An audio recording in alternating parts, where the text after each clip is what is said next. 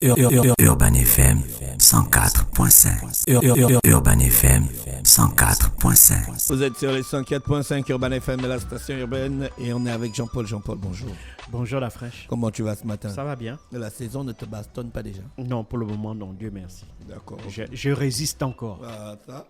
Je résiste encore. La preuve, je suis en t-shirt aujourd'hui. Donc... C'est normal, tu n'es pas en face de la clim. Bah ouais. Voilà. Je comprends pourquoi tu as mis ton sweatshirt là. L'actualité internationale nous emmène. On va parler des embargos. Il faut savoir que il n'y a pas que l'Ukraine, il n'y a pas que la Russie en fait qui est sous embargo.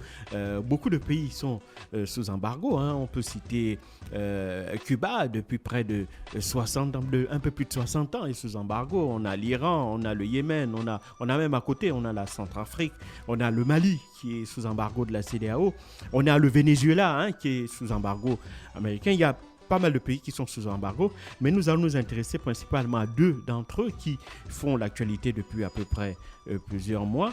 Alors, on a la Russie et le Mali. Alors, la Russie, pourquoi? Parce qu'une fois de plus, le Conseil européen, l'Union européenne s'est réunie hier. Donc, le Conseil européen, donc cette, si tu veux, assemblée des chefs d'État et de gouvernement qui ont adopté une nouvelle batterie de sanctions contre la Russie, la 6e, depuis le début de l'offensive russe contre l'Ukraine. Et donc, cette sixième batterie de sanctions devait concerner principalement les importations de gaz et de pétrole russe. Parce que, évidemment, depuis le début du conflit de l'Ukraine, au regard des premières batteries de sanctions, de nouvelles batteries de sanctions qui avaient été ajoutées, parce qu'il ne faut pas l'oublier, les premières batteries de sanctions économiques contre la Russie avaient été lancées dès, si tu veux, l'annexion de la Crimée par la Russie en 2014. Et donc, avec cette invasion le 24 février dernier, de nouvelles batteries de sanctions ont été appliquées. On estime aujourd'hui qu'il y a à peu près 200 batteries de sanctions depuis 2014 qui ont été mises en place. Mais au regard de celle-ci, jusqu'à évidemment jusqu'à la réunion du Conseil européen d'hier, on ne voyait pas tellement d'effets sur l'économie russe, et ça on ne voyait pas aussi d'effets sur, si tu veux, l'alignement sur la politique russe. Parce qu'il faut bien comprendre que quel est l'objet d'une sanction, quel est l'objet des sanctions économiques quand on applique cela aux États. Les sanctions économiques appliquées par la communauté internationale, même ça aujourd'hui, ce vocable ne veut plus dire grand-chose, tant l'idée de notion de communauté internationale est devenue totalement floue. En fait, quand on regarde bien, quand on parlait même de communauté internationale, en fait, on parlait de communauté occidentale internationale. Donc, c'est en général les Occidentaux qui, du fait de leur puissance, États-Unis et Union européenne en tête, imposaient un peu leur choix politique sur la plupart des pays du monde, et ils faisaient la loi en quelque sorte. Et donc, depuis ce qui se passe en Russie, on observe une espèce de schisme à l'intérieur du consensus international. Il faut savoir que depuis la fin de la Seconde Guerre mondiale, il y a eu la mise en place d'un nouvel ordre mondial dominé d'abord par les États-Unis et l'Union soviétique, et puis avec la chute du mur de Berlin, l'effondrement du système soviétique, les États-Unis ont donc pris le dessus sur le reste du monde. Sauf qu'avec l'entrée de la Chine dans l'Organisation mondiale du commerce, et donc la Chine, depuis une trentaine d'années, a connu une ascension, un développement spectaculaire, ce qui en fait aujourd'hui la principale menace pour les États-Unis. Pour les États-Unis, ce n'est pas la Russie, même si la Russie doit être affaiblie, parce que, évidemment, ils ont la hantise de voir une Russie devenir presque aussi puissante que celle de l'époque de l'Union soviétique, même si on en est encore très très loin. Et donc, pour revenir à l'embargo contre la Russie, les sanctions qui visaient justement à affaiblir la Russie, à affaiblir le pouvoir de Vladimir Poutine et infléchir ses positions politiques pour l'amener à une table de négociation et accepter, si tu veux, en quelque sorte, les positions des Occidentaux, cela ne semble pas porter ses fruits, puisque toutes les sanctions financières, à savoir, si on peut essayer de résumer quelques-unes d'entre elles, à savoir la réduction, par exemple, de l'accès de la Russie au marché européen des capitaux, il faut bien savoir, il faut comprendre que la Russie n'est pas très connectée aux capitaux européens, puisque très peu d'entreprises russes en réalité, sont cotées dans les bourses européennes. Donc, ça, évidemment, ça n'a pas eu d'impact. Maintenant, il y a eu de grandes entreprises américaines et européennes qui ont investi en Russie. La plupart de ces entreprises sont parties. La totalité des entreprises américaines sont parties. Plus des 2 tiers des entreprises européennes aussi sont parties. Il y a quelques entreprises qui font de la résistance, comme en France, par exemple. Vous avez l'entreprise Leroy Merlin qui ne veut pas partir parce qu'elle a énormément investi en Russie. Et il faut savoir que la Russie, pour Leroy Merlin, c'est son premier marché extérieur. Donc, abandonner son marché extérieur comme ça pour des raisons politiques, eh bien, Leroy Merlin estime que lui, c'est un entrepreneur et donc il n'a pas de raison de quitter la Russie. Malgré le fait qu'il y a une très forte pression de l'opinion publique et une forte pression du gouvernement français. Et puis, on a l'interdiction de vente d'avions et d'équipements aux compagnies aériennes russes. Oui, c'est vrai. Mais même là encore, c'est vrai que Aeroflot, par exemple, qui est la plus grosse compagnie aérienne russe, a évidemment parmi sa flotte d'avions, on compte beaucoup de Boeing et d'Airbus. Mais ces avions-là, même si ils sont nombreux, eh bien, ils ne constituent pas la totalité de la flotte. Il y a aussi des avionneurs russes qui sont à l'intérieur, même si, évidemment, en termes de qualité, en termes de taille, ces avionneurs sont... le nombre est bien inférieur. Mais ça n'empêche pas que la Russie puisse tranquillement et allègrement contourner l'embargo russe sur, par exemple, les équipements, sur la maintenance de ces avions, par le biais de la Chine, par exemple. On sait qu'en Chine, il y a des unités d'assemblage d'Airbus. On sait qu'en Chine, il y a des unités de montage de Boeing. Et donc, ils ont les pièces détachées. Et la Chine et la Russie ont une frontière. Et donc, la Chine et la Russie, eux, n'ont pas rompu leurs échanges. Et on sait que, même si la Chine ne le dira pas officiellement, craignant une espèce de représailles de la part des Américains, même cette représailles-là, je ne pense pas que les Américains soient fous d'aller jusqu'au point, par exemple, d'interdire des échanges technologiques avec la Chine qui est le plus gros marché extérieur de Boeing. Eh bien, ce serait comme se tirer une balle dans le pied. Je ne pense pas que les Américains soient suffisamment fous pour le faire. Les Européens, eux, se tirent déjà une balle dans le pied. Je ne pense pas que les Américains soient en capacité de le faire. Maintenant, on a le gel des avoirs de Vladimir Poutine et l'oligarque russe. On sait que ça aussi, ça n'a pas eu d'effet parce que dès le début de l'invasion en Russie, beaucoup d'oligarques russes, déjà même depuis 2014, avaient vu une partie de leurs avoirs saisis et donc bon nombre d'entre eux avaient déjà retiré leurs avoirs de pays européens, d'Angleterre, du Royaume-Uni et de la France principalement et étaient allés les mettre, par exemple, principalement dans le Moyen-Orient. Les Émirats arabes unis, le Qatar sont devenus la principale destination des avoirs des oligarques russes.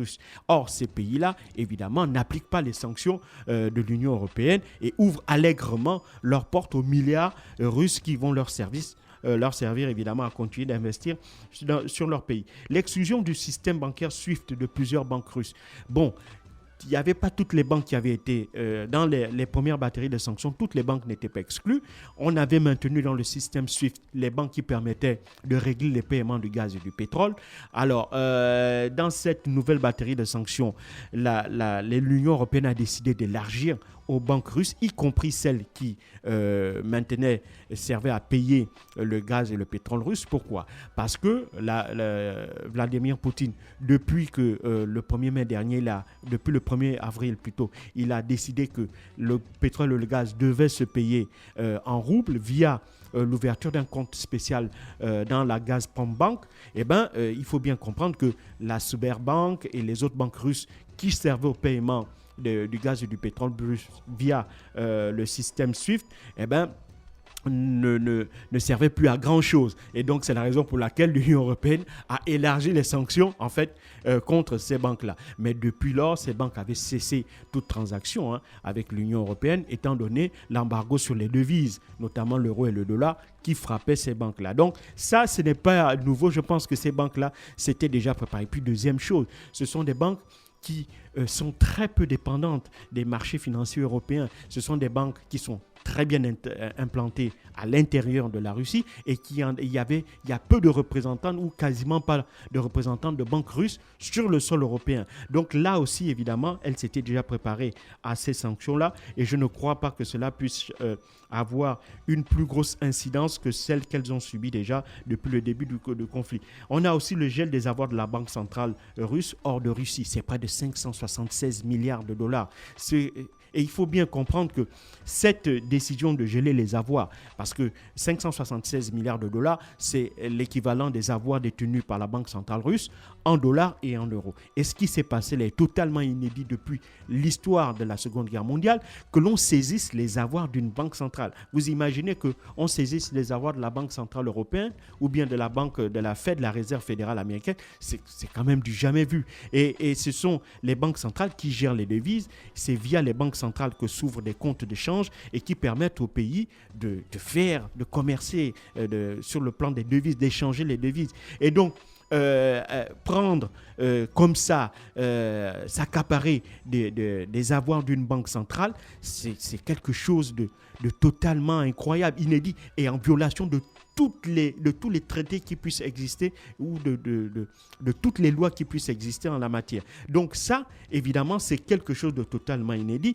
mais évidemment, la Russie avait de quoi faire parce qu'on le sait aujourd'hui, la Russie disposait de plus de 4500 tonnes d'or sur son territoire et donc ce qu'elle fait aujourd'hui pour contourner ces sanctions monétaires-là, elle a décidé d'adosser la valeur, donc la convertibilité de son rouble, non plus sur un panier de devises comme c'était le cas avant, puisqu'il y a l'embargo sur l'euro et le dollar qui sont les principales devises avec lesquelles elle échangeait à l'extérieur. Elle a donc décidé d'adosser la valeur de sa monnaie sur l'or et donc à partir de là, elle garantit un certain niveau de convertibilité de cette monnaie-là en or. Ça, c'est particulièrement intéressant parce qu'on revient à l'ancien système avant le choc de 1971 où on avait les talons or, c'est-à-dire que le dollar, les États-Unis garantissaient le taux d'échange de leur monnaie, le dollar, en or. Mais on se rappelle qu'après le premier choc pétrolier, les États-Unis se sont dit qu'ils n'ont plus la capacité de garantir ça et c'est un principe qu'ils avaient mis de côté. Et puis donc la Russie, donc ce qui a permis, et puis ça c'est la première chose, et puis la deuxième chose, c'est qu'en imposant le paiement du pétrole et du gaz russe en rouble, eh ben, la chute que l'on avait observée lors des premières semaines du nouveau paquet d'embargo sur les devises russes, eh ben, la Russie, le rouble a retrouvé son niveau de valeur d'avant l'invasion du 24 février dernier. Et donc, on voit très bien que ça aussi, cette sanction n'a pas apporté les effets escomptés. On a la fermeture de l'espace aérien à l'aviation russe.